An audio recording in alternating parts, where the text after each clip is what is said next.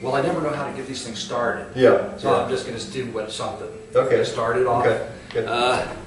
Howdy, folks. It's me, Manic Mark, and this is the Manic Mark Talk Show. And here today is a mystery guest. I assume they're all going to be mystery guests because they're, people are kind of afraid to reveal their identity. Yeah. But I think we can go as far as to say that we're here today with Mark. This is a Mark. This is a Mark.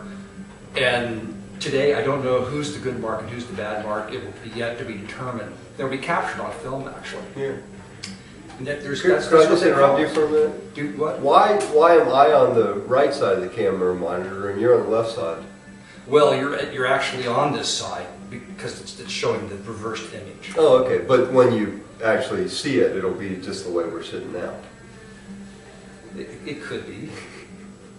I could flop it for you if you're not comfortable with it. I could digitally flop it. Was just but then your eyes will be one this eye, the right eye will be on the left side, yeah. and the other, we can do it because we're not wearing words. Yeah. If we were wearing words, the words would be backwards. Right. But then what if my artwork was going to show flip flops? We're getting kind of ahead of this is my show. I should be asking. Oh yeah, I'm sorry. Well, yeah. I didn't know how to get it started. Well, I can cut that out. And I also brought a can of PB nut blaster with me in case you had any nuts that you needed blasted. Yeah, no. We can do that. I'm okay in that department. We can do that later. Yeah. It's as advertised on TV.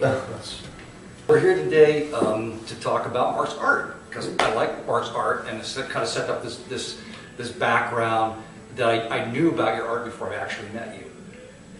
And that I saw you did. Well, Mark is a tile maker, but he does more than that, right? You do pot. Like say ceramic sculptor and tile maker and ceramic sculptor. Yeah, that's what I was looking for. That's as opposed to a potter. I'm not really a potter. No, I didn't want to say that because I've never seen you make anything that can hold water. Yeah, well, although I have. In the past, as part of your training. Yeah. To be a tile sculptor. Yeah. But Mark does. We've got one of Mark's pieces here today, and that's why we're not in the Manic Mark set. We're on the road with Manic Mark, this talk show, because this is very heavy. It is. I saw you lift it and bring it over here, and it was a pretty. I reckon it weighs 75 pounds at least. So Mark makes the heaviest art that I've ever seen so far. I think it's the heaviest. not as heavy as your blue squirrel and stuff like that. Oh, that's those are really heavy. Yeah, you can't even move those. No, those are pretty heavy. And if you could get them out of the ground, you couldn't lift them probably. No, you would need a backhoe. Yeah, right. Well, which you have, which is lucky. Use the front loader. Yeah. That's part. The thing it is, I could lift my own art. Yeah. I never thought of that. That's handy. Where's Bob? Other people to help me lift his art. We'll have to cut that out because we can't use his name. It'll be Bob Bleep. Yeah. Okay. Do that. Because Bob will probably want to do this after he sees. I would think so. Why wouldn't he? Well, I'm making people famous. There's probably it could be up to 30 people can watch this video. Wow. Yeah. And, if it's online for 3 or 4 years, it could go up to as much as 65. Yeah. Wow. So you could be famous overnight. I can't wait. So I was in a friend's house and I saw this tile and I loved it. It was around a fireplace and it was very organic and colorful, and I think it was floral. Yeah, it did. It had like vining flowers. But they were vining. What's a vining flower? Yes. That would look like a daylily. Oh, I like that. You do? That was nice. Yeah. There are some attractive women down here. There's Miss Pickles. Yeah, hey Miss Pickles, you want to be on camera? Maybe she'll walk in front of the camera. Yeah, maybe that'd be great. So I saw this artwork and I loved it, and the reason why I like Mark's artwork is because there she goes. Hey, go ahead, Miss Pickles, get in there. Get in cool. There.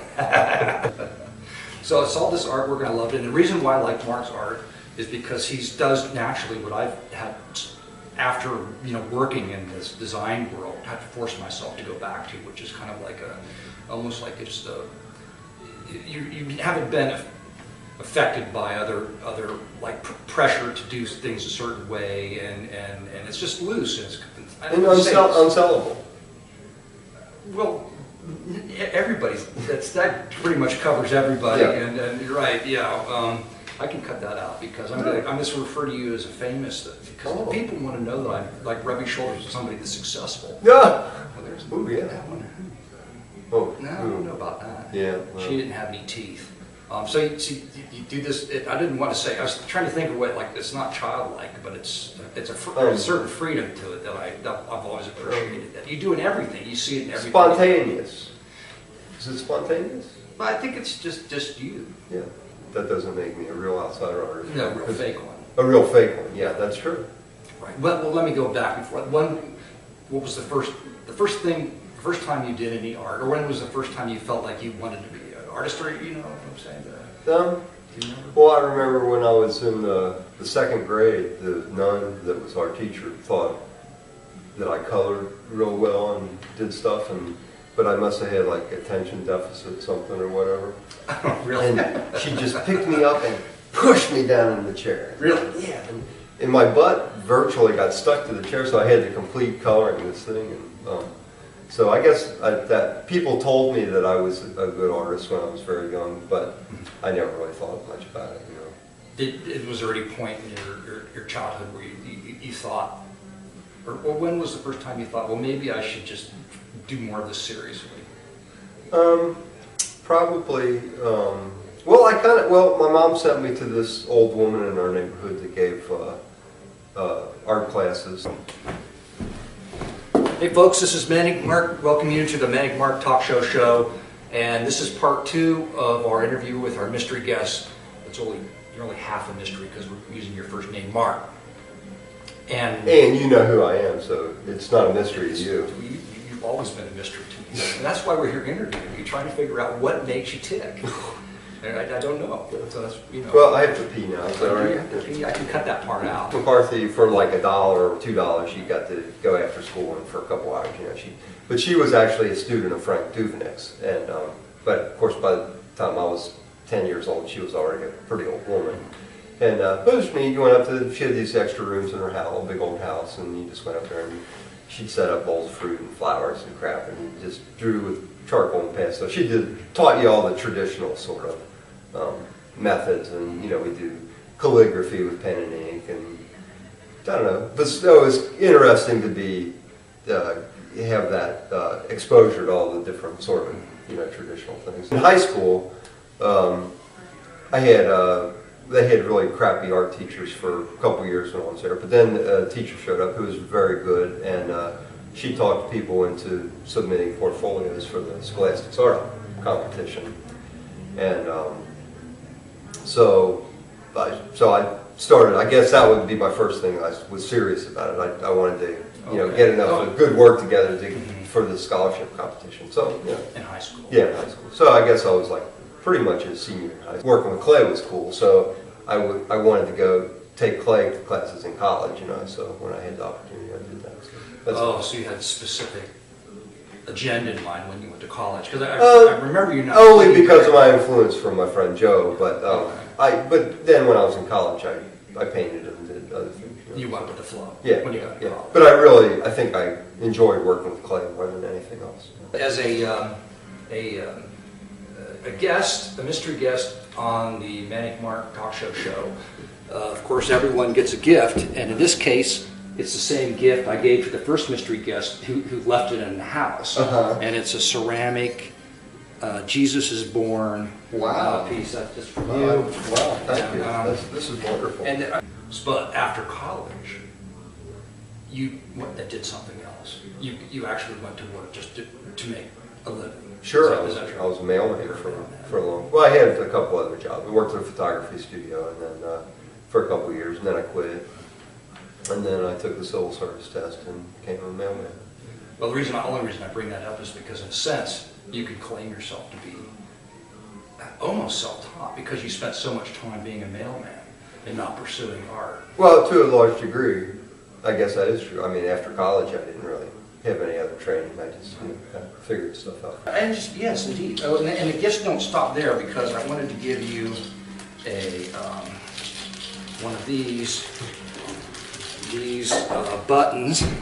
These are atomic zombie buttons, and we're going to invite you to become a vinyl atomic zombie, because I came over a few weeks ago and Mark had this album right here, Ballet Hi-Fi, with this grumpy old woman and these hot ballet people on the cover, and he wouldn't just give it to me. I'm really upset with him for not giving me this. So I enjoyed the process of making mosaics. So then I just started busting up some of my old pieces of pottery and stuff, which like the head here and these horse pieces, and like this is just an old tile from another job, and these are pieces of commercial tile that somebody gave me or I scavenged for and stuff. And I just like doing that. You know, just like, but it's obviously abstract, but there is representational. Yeah, it's very abstract, right. But it does have a theme and a sort of a composition, you know, if you study it enough. Right, and I like that because that invites people. It's like opening a door, you know. Right. They can get into it. I don't like things to be too literal. I kind of like things because it's not interesting to me. If I look at something and it's the same every time I look at it, it's kind of boring. You know, it's kind of boring, but. Yeah. My favorite pieces that I've done have ambiguous lines and stuff, and they look different to you every time you look at them. And this piece is like that for me. So, computer right now. Yeah. Okay. Got that. And is there anything else? I'm going to give you a Manic Mark button. Yeah. This will be a first for the Manic Mark Talk Show. Wow. Button Dave's one of these Manic. Oh, it happens to be Penis Man. Oh. Yeah, but you have to look really close at it, and even then, it just sort of looks like a pickle. And you know, it's stuck in his shorts there. So there you go. Mosaics are kind of, unless you're going to install them in somebody's house or something, or any kind of tile work, it's a little hard to make a piece of art with tile that's like a freestanding, movable thing. So I came up with the idea of making a box actually on a pedestal, and then so you're basically, it's not like sculpturing around, but it's freestanding and it can be moved. And, you know.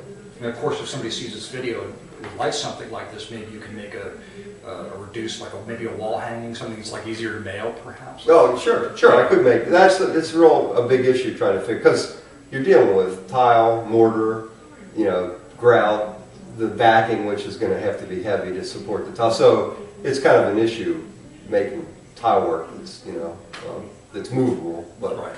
Also, well, I think it's good that it's heavy in a house or something, because it's probably.